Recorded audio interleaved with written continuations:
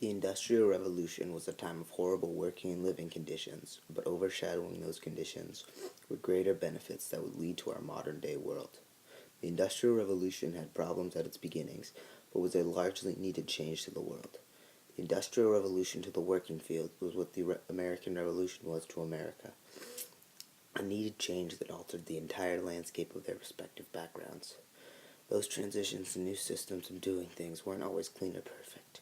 It took time to perfect and figure out what the revolutions meant for the future of those it impacted.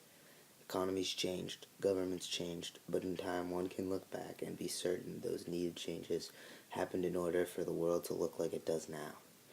That is why the Industrial Revolution improved the middle class, produced everything much faster, and changed transportation for the better. Regardless of the flaws in the working conditions at the beginning of the revolution, the positive effects by far outweighed the negative. The Industrial Revolution was spawned originally because of Eli Whitney's cotton gin and its ability to pick cotton 10 times faster than before. This caused the need for factories to produce cotton products much faster as well. Then machinery and interchangeable parts were invented to allow items to be mass-produced in huge buildings called factories. This movement was unplanned and happened very fast, changing the average person from a small farmer to a worker in a factory. The pre-industrial revolution economic landscape looked like this: very small upper and middle class, and huge lower class of only small farm owners. But when factories first came into the cities, those lower class farmers took their families to the cities, and everyone began to work in the factories. Kids like William Cooper began working as young as 10 years of age. The working conditions were atrocious at the start of the revolutions because it was a system that had not yet been perfected. So when deaths were caused by deaths, dust in the factories, and from overwork and insufficient diet, like Joseph Hebergram, they were, quite simply put, the mistakes from a new system of living. As cold and as awful as that sounds, it is the truth. The streets are unpaved, full of holes, filthy and strewn with refuse. The cities were completely in need of repair and need to be redone. But after labor regulations were put into place and pay was increased in the mid-1800s, the middle class began to grow, and the upper class did as well. That lower class that before would farm on the same plot of land as their 10 times great-grandparents did were now in wealthy middle-class lifestyles. Jobs were surplus and money was circulating much better than before. This middle class could support their families, and because of higher wages, was able to afford luxuries that before seemed like myths. An infinite number of comforts and conveniences which had no existence 2 or 3 centuries ago are within the reach of almost all men.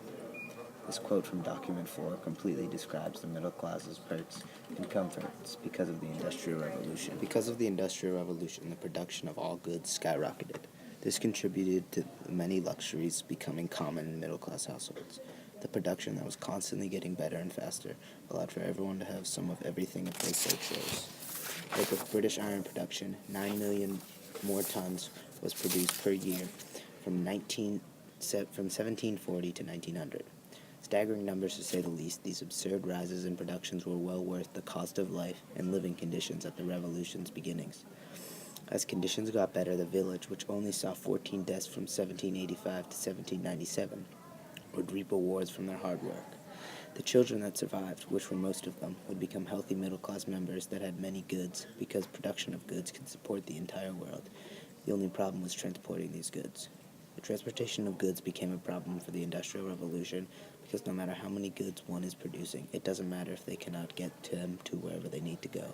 This creates much larger scale transportation, such as trains and bigger boats, and eventually planes. These transportation items started off just as ways to ship more of the faster produced goods to a wealthier middle class that could afford those goods. But then the middle and upper class started to commercialize these transportation items and use them for personal use.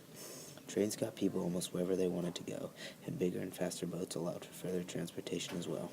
Without these ways for transportation, goods produced on the East Coast could not reach frontiersmen, and trade from Europe to America would stay very slow and tedious. These changes forced upon the world because of a growing world economy that spawned from the Industrial Revolution were critical to our use of transportation today. It is clear that even though working and living conditions were horrible at the beginning of the Industrial Revolution, pros far outweighed the cons. The loss of life was tragic and not needed. It was because of a new system that occurred too fast to be a solid one.